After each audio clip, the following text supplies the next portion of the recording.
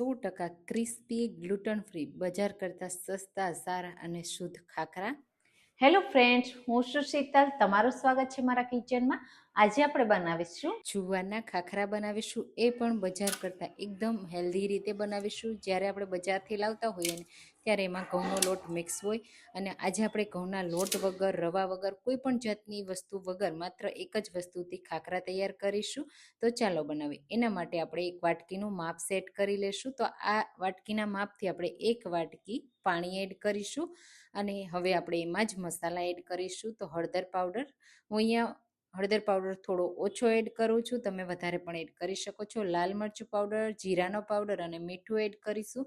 થોડી કસૂરી મેથી, જો લીલી મેથી એડ કરવી હોય તો એ પણ એડ કરી દેવાની, અને સરસ રીતે મિક્સ કરીશું. તમને જે પણ મસાલા ખાખરામાં પસંદ હોય ને બધા મસાલા અહીંયા તમે એડ કરી શકો છો. અને હવે આપણે આ પાણીને સરસ રીતે ગરમ કરવાનું છે. આ રીતે તમે જુઓ, સાઈડથી સરસ એવું ગરમ થવા લાગ્યું છે. આ રીતે પાણી ગરમ થઈ જાય ને પછી આપણે એડ કરીશું 1.5 કપ જુવારનો લોટ. આપણે ગ્લુટન ફ્રી ખાખરા બનાવવાના છીએ અને માત્ર એક જ લોટથી બનાવવાના છીએ, તો ખૂબ જ હેલ્ધી બને એના માટે આ રીતે ગરમ પાણી કરીને જ બનાવવાના, એટલે સરસ રીતે ક્યારેય ફાટશે નહીં, તૂટશે નહીં અને 100% ક્રિસ્પી બનશે.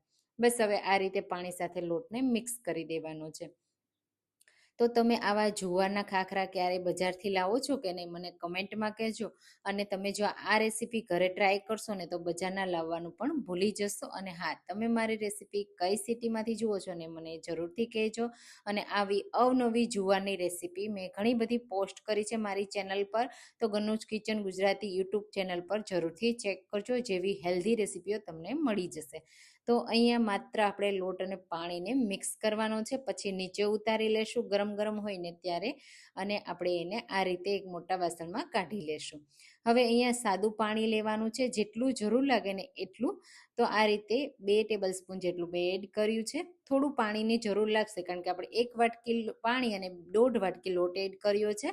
અને હવે ગરમ હલકું હોય ને ત્યારે જ આ પ્રોસેસ કરવાની. હાથથી થોડું ગરમ લાગશે, પણ આ રીતે થોડું થોડું મિક્સ કરતું જવાનું અને પાણી એડ કરવાનું. જે રીતે આપણે રોટલીનો લોટ બાંધીએ ને બસ એવો જ લોટ બાંધવાનો છે. બહુ કઠણ પણ નહીં, એકદમ નરમ પણ નહીં. તો આ રીતે મસળતું જવાનું. થોડું પાણી જરૂર લાગે ને તો આ રીતે આંગળીઓની મદદથી એડ કરતું જવાનું, એટલે વધારે પાણી પણ એડ ના થઈ જાય અને લોટ સ્મૂથ થઈ જાય. તો લોટને ગરમ હોય ને ત્યારે સ્મૂથ કરી લેશું ને તો બહુ સરસ એવું રિઝલ્ટ મળશે અને એકદમ સ્મૂથ થઈ જશે. તો આ રીતે આ પ્રોસેસ જરૂરથી કરવાની. થોડી વાર ગરમ લાગશે હાથમાં, પછી બિલકુલ ગરમ નહીં લાગે, અને તમે આ રીતે મસળશો ને તો સરસ રીતે મસળાઈ જશે. બસ આ રીતે સરસ રીતે લોટને મસળી લેવાનો. તમે જુઓ આ રીતનો સ્મૂથ મેં કર્યો છે. હવે તરત જ એમાંથી આપણે ખાખરા બનાવી શકીશું. થોડી વાર તમારે રેસ્ટ આપવો હોય તો આપી શકાય, ઠંડો કર્યા પછી પણ બનાવી શકાય, અને ગરમ ગરમ હોય હલકો ત્યારે પણ તમે વણીને તૈયાર કરી શકો છો. હું તરત જ બનાવું છું. તો બસ હવે આપણે આ રીતે સ્મૂથ કરી લેવાનું. તો તમે જુઓ બિલકુલ એમાં ક્યાંય ક્રેક નથી, આ રીતે સ્મૂથ થયું છે. હવે વણવા માટે આપણે લઈ લેશું આ રીતનો જુવારનો લોટ, અને એમાં આ રીતે ડીપ કરી લેશું, અને જે રીતે આપણે રોટલી વણીએ ને બસ એ જ રીતે વણવાનું છે. વણતી વખતે જો થોડું પણ ફાટે ને તો કોઈ પ્રોબ્લેમ નથી, કારણ કે આપણે એને પ્રોપર શેપ આપીશું. અને થોડું જ ફાટશે તો જો તમારે કોઈ એકદમ વાસણથી કટ ના કરવું હોય, એને પ્રોપર શેપ ન કરવો હોય તો પણ ચાલશે. બહુ વધારે ઓવર નહીં ફાટે. અને આ રીતે સરસ રીતે પતલું પાપડ જેવું વણી લેવાનું છે. અને બસ હવે આ રીતે વણાઈ જાય ને એટલે મોટું એક ઢક્કન લઈ લેશું, અને એને આ રીતે પ્રેસ કરશું એટલે સાઈડથી બધો લોટ એક્સ્ટ્રા નીકળી જશે.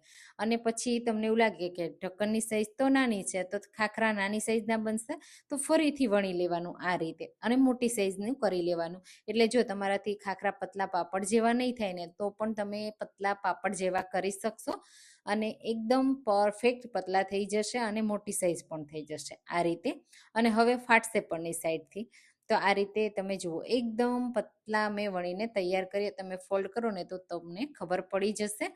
બસ આ જ રીતે બાકીના બધા વણી લેવાના પહેલાં, અને પછી આ રીતે પ્લેટમાં રાખી દેશું. આપણે ઉપર કોરો લોટ સાથે વણ્યા છે ને તો બિલકુલ ચોટશે નહીં, એક ઉપર એક રાખશું ને તો પણ. તો આ રીતે બધા મેં વણી અને પહેલાં તૈયાર કરી લીધા. તમે જુઓ 10 થી 12 નંગ ખાખરા રેડી થયા છે.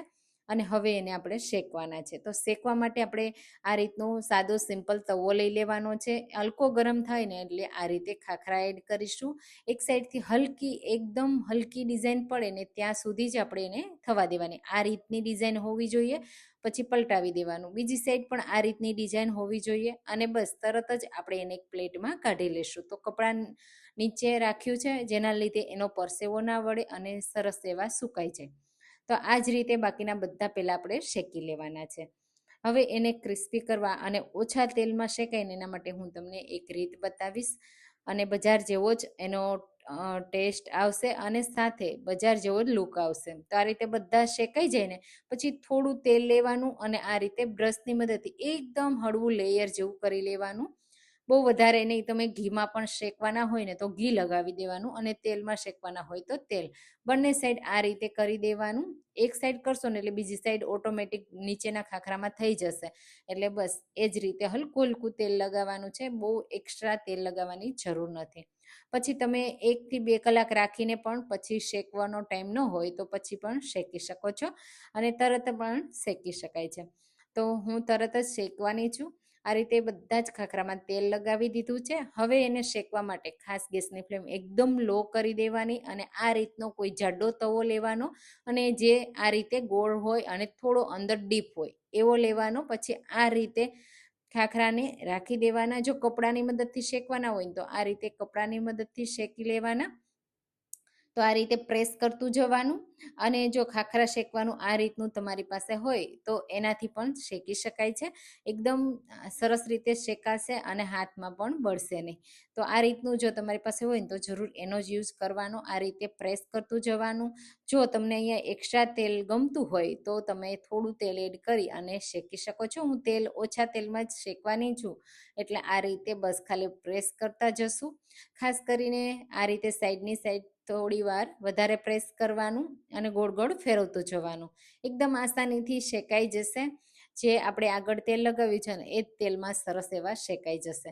તો એક્સ્ટ્રા હું અહીંયા કોઈ તેલ એડ નથી કરતી અને એક સાઈડ આ રીતે થોડું શેકાઈ જાય ને એટલે ફરીથી પલટાવી દેવાનું. એ જ પ્રોસેસ આપણે 4 થી 5 વાર કરવાની એટલે ખાખરા શેકાઈ જશે.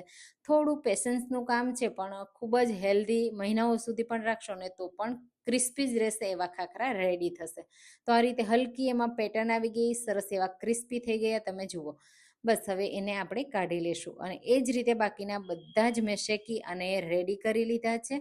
તમે જુઓ કેટલા સરસ ક્રિસ્પી થયા છે. એક પછી એક તમે બધા જ જોશો ને તો તમને આઈડિયા આવી જશે. તો આ રીતે બધા જ ખાખરાને પહેલાં ઠંડા કરી લેશું. પછી આપણે ડબ્બામાં ભરી મહિનાઓ સુધી પણ રાખશું ને તો પણ ખરાબ નહીં થાય. ખૂબ જ હેલ્ધી અને ગ્લુટન ફ્રી એવા આપણા ખાખરા બનીને રેડી થઈ ગયા છે. તો તમે જુઓ કેટલા પરફેક્ટ છે.